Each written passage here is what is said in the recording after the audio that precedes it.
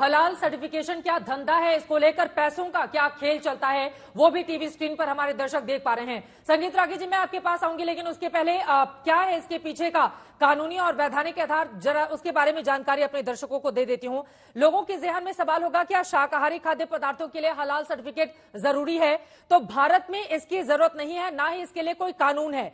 भारत से मुस्लिम देशों को भेजे जाने वाले शाकाहारी और मांसाहारी प्रोडक्ट के लिए यह जरूरी होता है, जिससे वहां के उपभोक्ता ये सुनिश्चित कर लें कि ये प्रोडक्ट मुस्लिम रीति रिवाजों के अनुसार बने हैं या फिर नहीं बने हैं। लेकिन हिंदुस्तान के भीतर अगर एक बड़े बाजार में इस तरह के प्रोडक्ट बेचे जाते हैं तो उसके पीछे कौन से लोग काम कर रहे हैं, उनका मकसद क्या है, और एफआईआर में जिन बातों का जिक्र किया गया है क्या वो सही है, क्या इसकी बुनियाद धार्मिकता है, उसको बड़े पैमाने पर फैलाया जा रहा है और कुछ देश विरोधी लोग भी इसके पीछे हैं।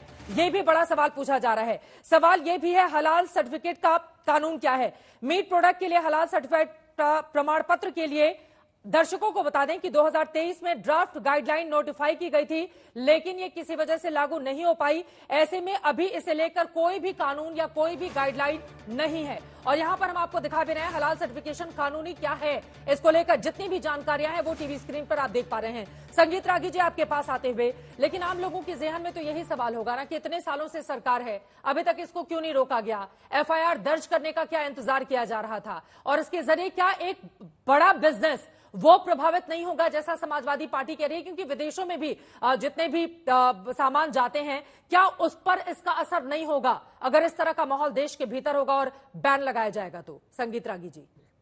देखिए चित्रा जी, हमारे देश में बहुत कम लोगों को जानकारी है कि ये हलाल इकोनॉमी क्या है। चूंकि मैं पिछले 1 साल से इस पे काम कर रहा हूं, तो मैं आपको बता सकता हूं कि आने वाले दिनों में ये 9.5 ट्रिलियन की इकोनॉमी पूरे दुनिया में होने जा रही है।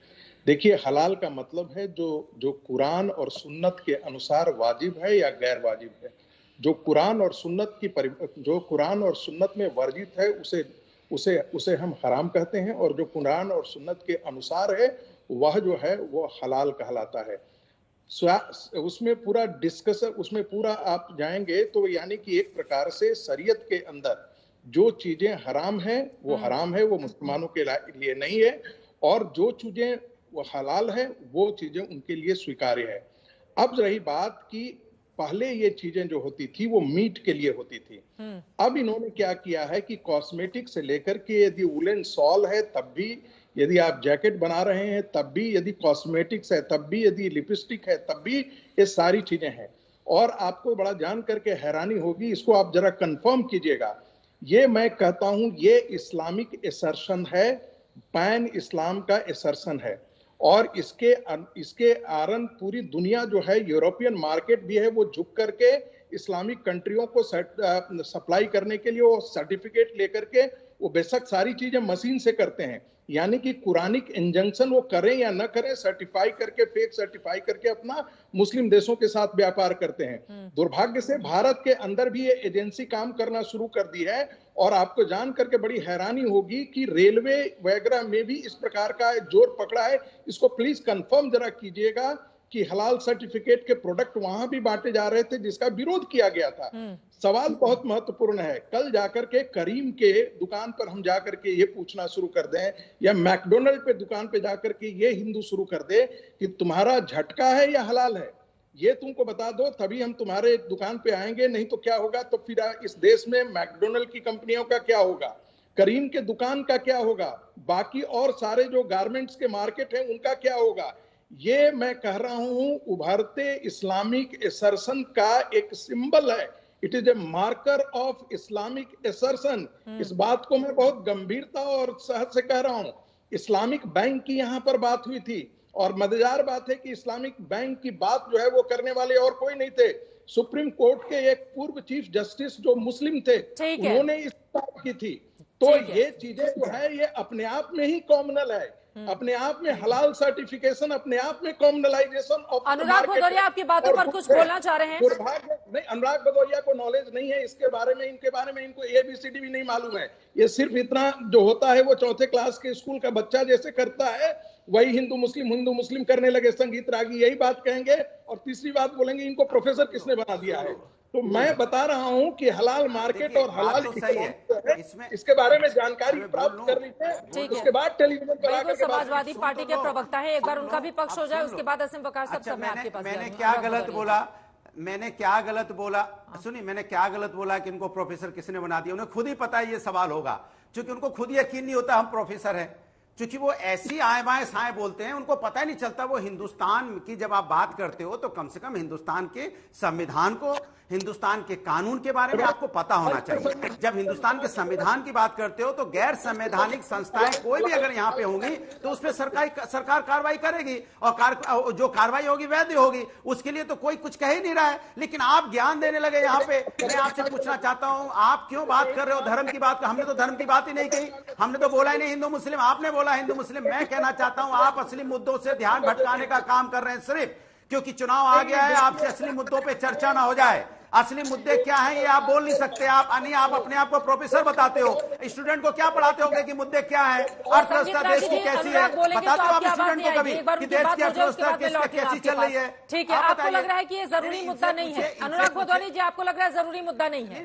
इस पर बहस बेकार है, आपको ये लग रहा है? अनुराग भदौरिया जी, मैं कह रहा हूं समाज में, अरे मेरी बात पूरी होने दी, मेरी बात पूरी होने। मैंने कहा समाज में असली मुद्दों से और भी जो गंभीर मुद्दे हैं, ये तो कानूनी कार्रवाई ये सरकार करती रहेगी अगर कोई गलत कर रहा है तो। लेकिन समाज में जो असली मुद्दे हैं, जो चुनाव के आने के पहले पूछा जाएगा ना आपसे, जनता पूछेगी, आप बताइए कि आपने महंगाई पे क्या काम किया है, जो लोगों की कमर टूटी हुई है। लेकिन वो संगीत रागी कहां से बताएंगे कि अपने स्टूडेंट को क्या पढ़ाते होंगे, अर्थव्यवस्था, देश की अर्थव्यवस्था कैसी चल रही है, बता पाते होंगे? नहीं बता पाते होंगे। ठीक है, कुछ बोलना चाह रहे हैं, उसके बाद संगीत रागी जी मैं आ रही हूं आपके पास।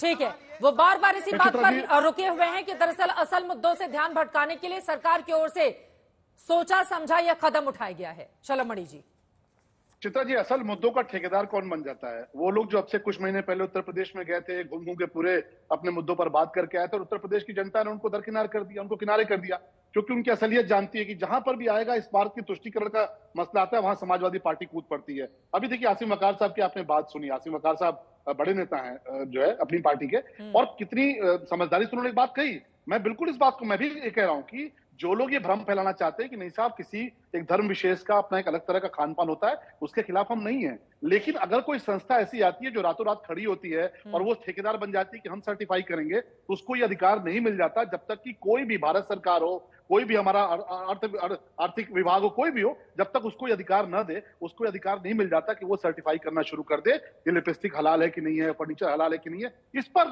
कार्रवाई हुई है। और ये पैसा कहां जाता है आप समझिए, इसके नाम पे ब्लैकमेलिंग कैसे होती है। तमाम जो बड़े कारोबारी, उनसे कहा जाता है भाई देखो तुम सर्टिफिकेट अगर हमसे नहीं लोगे तो हम तुम्हारा नहीं सर्टिफिकेट देंगे, तुम्हारा माल नहीं बिकेगा। तो हिंदू हो, मुसलमान हो, सिख हो, ईसाई हो, सभी के साथ त्रिपाठी जी, ये क्या रातों रात हो गया है?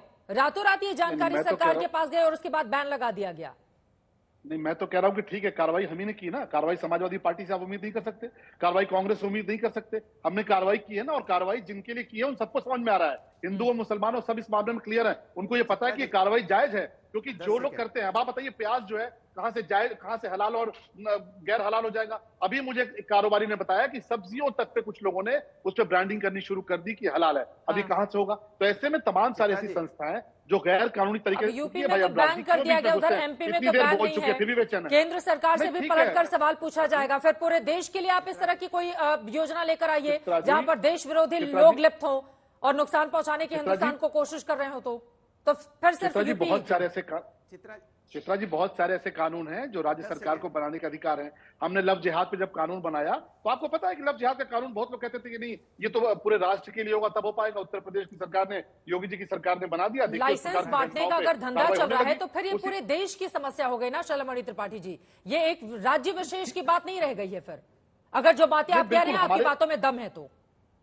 देखिए बिल्कुल, अगर हमारे राज्य में शिकायत आई है तो हमने अपने राज्य में शिकायत दर्ज की है, और ये शिकायत में आप देखिए जो शिकायत दर्ज की है, एफआईआर दर्ज की है, उसमें इस बात का जिक्र हुआ है कि इस पैसे का दुरुपयोग कहां पर हो रहा है। तो निश्चित तौर पर उसमें तमाम सारी एजेंसियां आएंगी, और अभी ये शुरुआत है, इतनी घबराने की बात नहीं है। अनुराग भदौरिया तो ऐसे घबराए हुए हैं जैसे लगता है कि समाजवादी पार्टी को जो चंदा जाता था, ये जो हलाल बांटने वाला सर्टिफिकेशन करने वाली कंपनियां है वो बंद हो जाएगा। भाई हलाल बांटने वाली, हलाल का सर्टिफिकेट बांटने वाली जो एजेंसियां है वो समाजवादी पार्टी को चंदा देते रहेंगी। आप परेशान मत होइए, आपका धंधा बंद होने वाला नहीं। अच्छा, क्योंकि ये गैर कानूनी है, इसलिए हमने कार्रवाई की है। आप देखिए भारतीय जनता पार्टी का सुन लीजिए, आप भारतीय जनता पार्टी की परेशानी देखिए। कह रहे पैसा कहां जा रहा है, इसको चंदा जा रहा है। अरे प्रूफ दे दीजिए ना, पैसा जा कहां रहा है, हम भी जानना चाहते हैं कहां जा रहा है पैसा। हम भी जानना चाहते हैं कौन है जो देश के साथ गद्दारी कर रहा है, कौन है जो पैसा देश की विरोधी गतिविधियों में पैसा लगा रहा है, ये पूरा देश जानना चाहता है। लेकिन आप सिर्फ बोलोगे, बोल बच्चन आप लगातार। हाथरस की बेटी के साथ अन्याय हुआ तब भी आप ये कह रहे थे यहाँ विदेशी एजेंसियां काम कर रही हैं। क्या हुआ उन विदेशी एजेंसियों का, क्या पता लगाया आपने? बताइए, आप वो विदेशी एजेंसियों का पैसा किसने दिया था, कौन है जिसको सजा मिली उसके अंदर में, किन लोगों को गिरफ्तार किया गया, किन लोगों पर कार्रवाई होगी, बताइए। हम भी जानना चाहते हैं। हमेशा हर बात पे ये बोल के कि यहाँ पे हम भी चाहते हैं, देश का हर नागरिक चाहता है, अगर देश के खिलाफ कोई काम कर रहा है तो उसके खिलाफ सख्त से सख्त कार्रवाई होनी चाहिए। अगर पैसा देश के खिलाफ अगर इस्तेमाल हो रहा है तो उसमें भी कार्रवाई होनी चाहिए। लेकिन बोल बच्चन से काम नहीं चलेगा हाँ। कि खाली बोल बच्चन करोगे। हाँ, बोल बचन कर रही है बोल बच्चन सरकार। नहीं होगा, आपको कार्रवाई करके दिखानी पड़ेगी।